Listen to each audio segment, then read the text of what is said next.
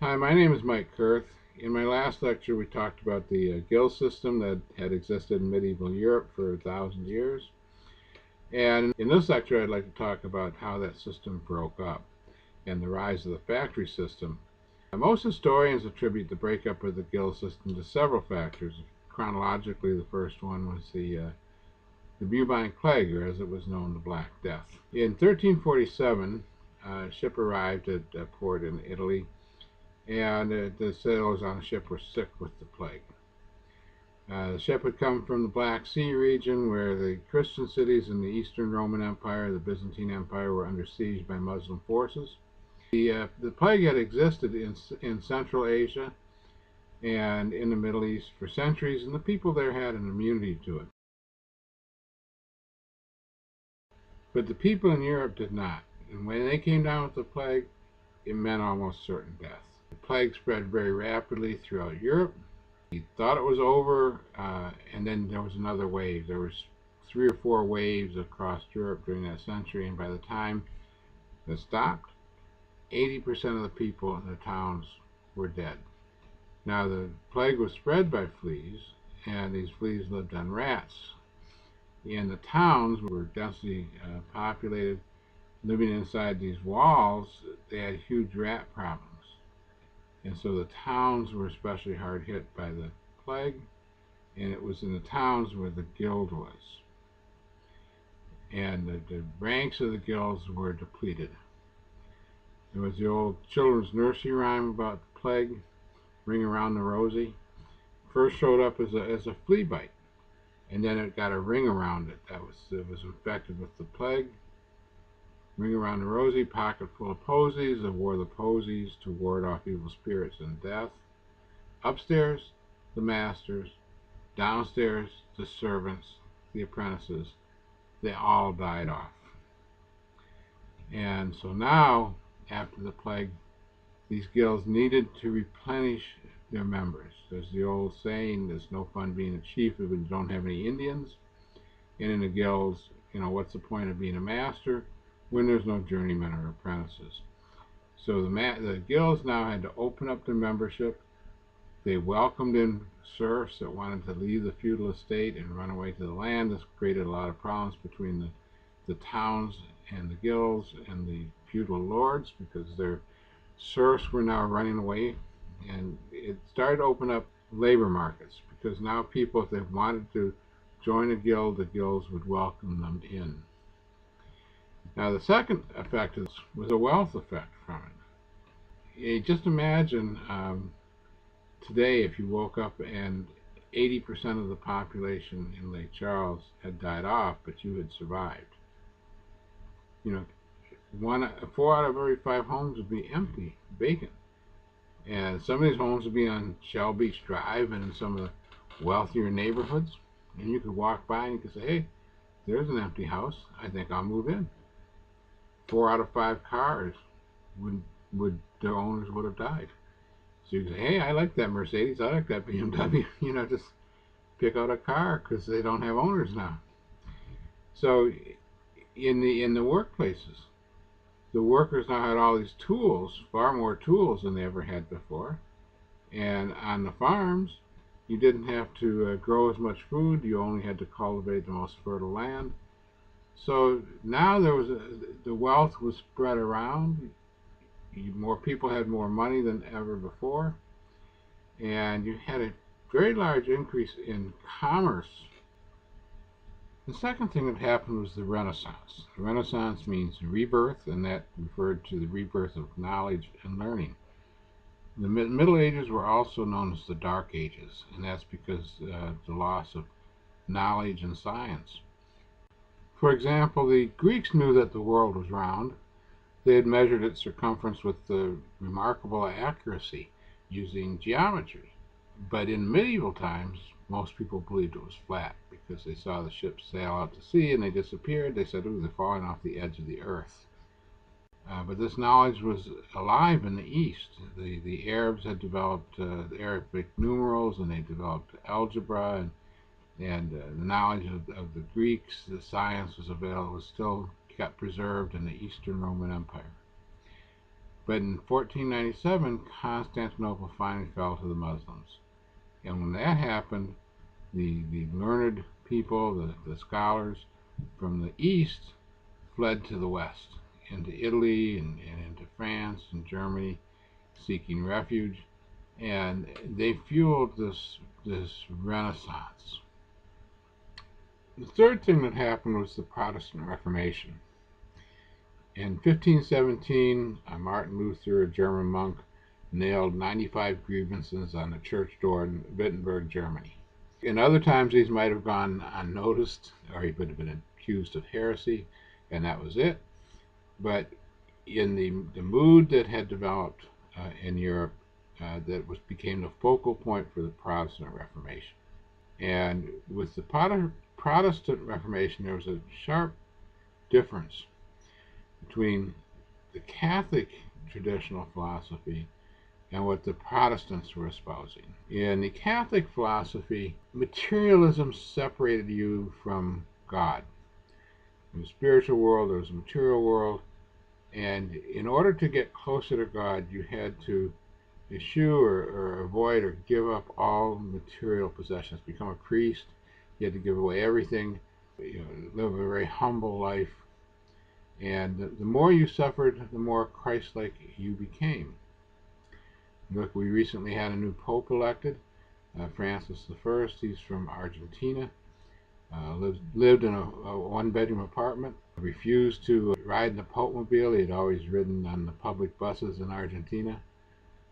One of the first things he did after becoming Pope was go to a prison and wash the feet of the prisoners. Now, this is very different from what it's been. We were over in Italy last fall and went to the Vatican, and incredible treasures that they have in the museum. There are all these wonderful statues and sculptures and paintings and tapestries done during the Middle Ages by these extremely skilled craftsmen.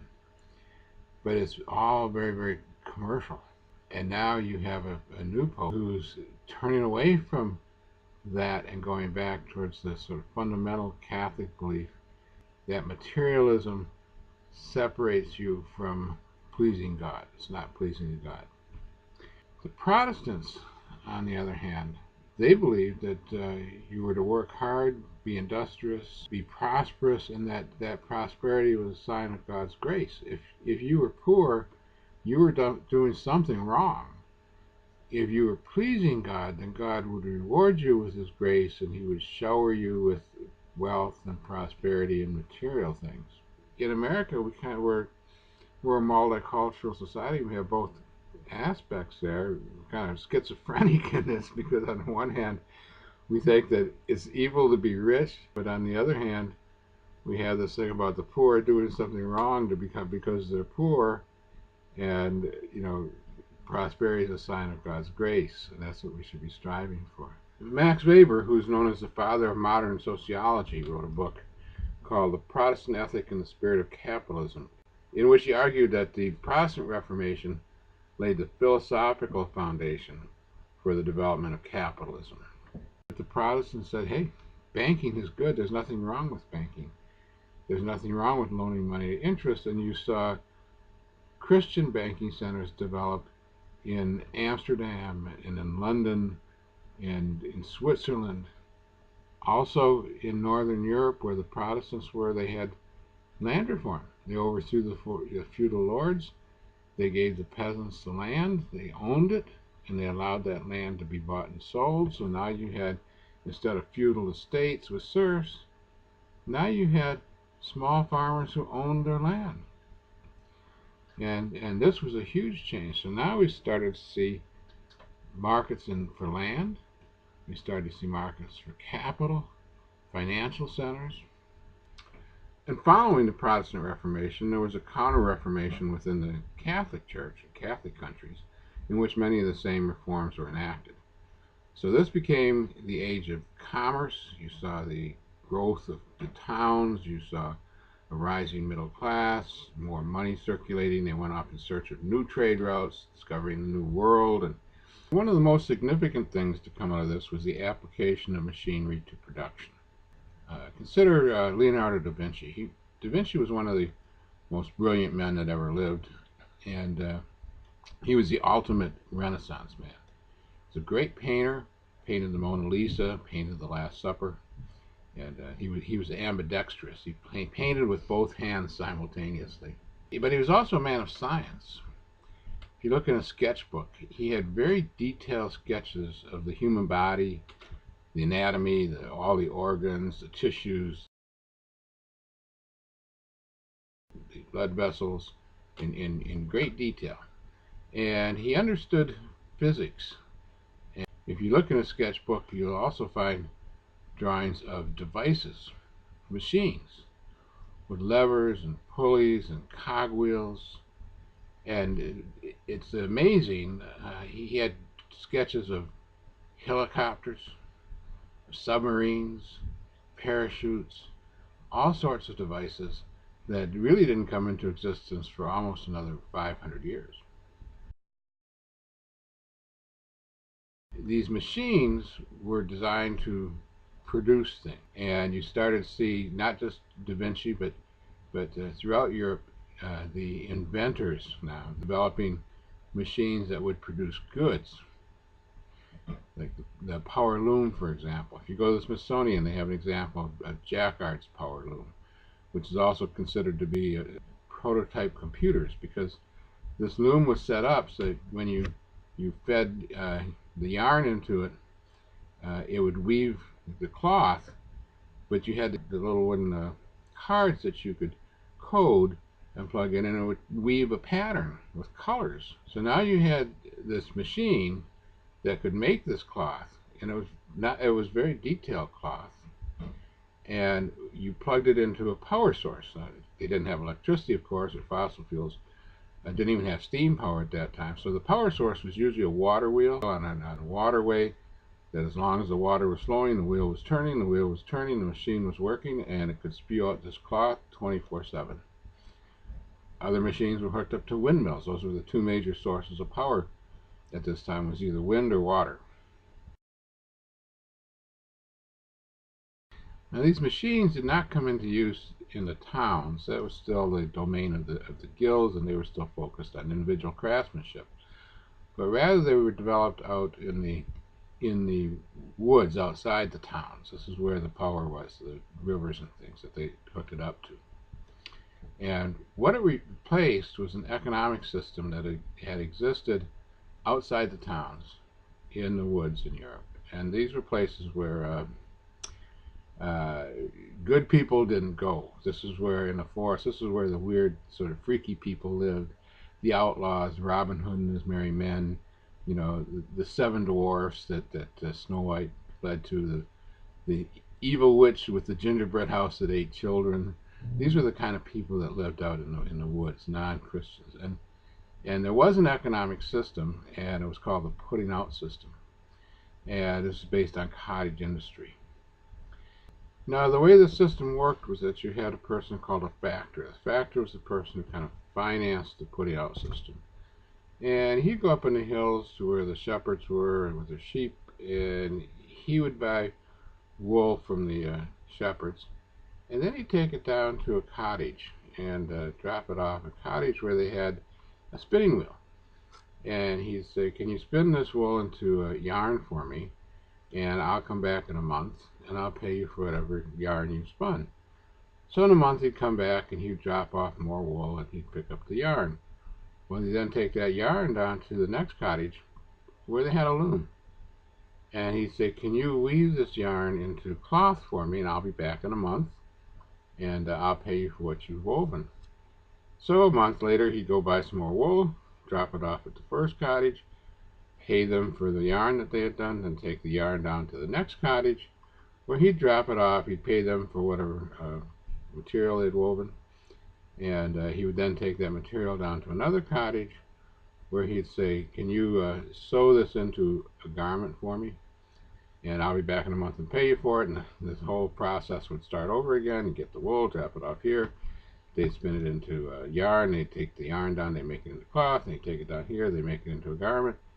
And then he would take that garment and sell it to a caravan, a trade caravan, usually a gypsy trade caravan, that would travel around to the towns. They would set up outside the towns with a trade fair and sell it to the townspeople.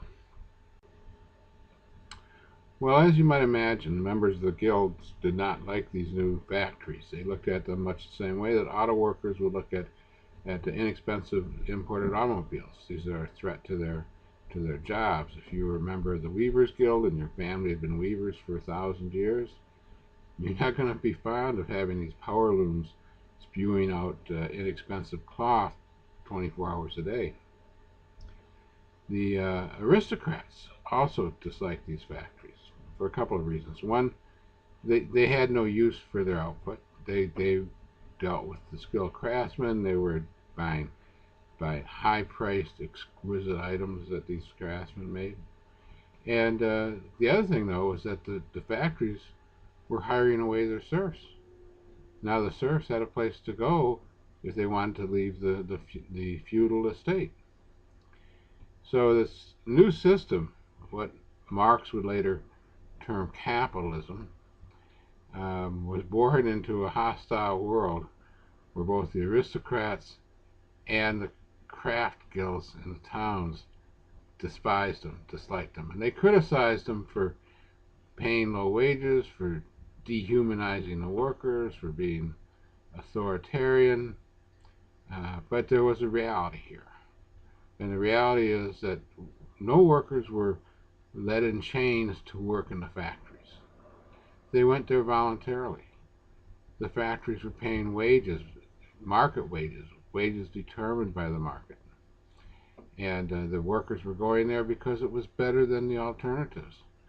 No matter how bad the life in the factories were, it was better than being a serf. And the proof of this is that after the industrial age started, there was a huge population boom because millions of more people could live than had ever lived before. The serfs lived on the brink of starvation most of the time. If there was a bad harvest, they died off. That was the limiting factor in population growth. But now, life was much better, and there was a rising middle class. And these factories are mass-producing goods for the masses, for this growing middle class.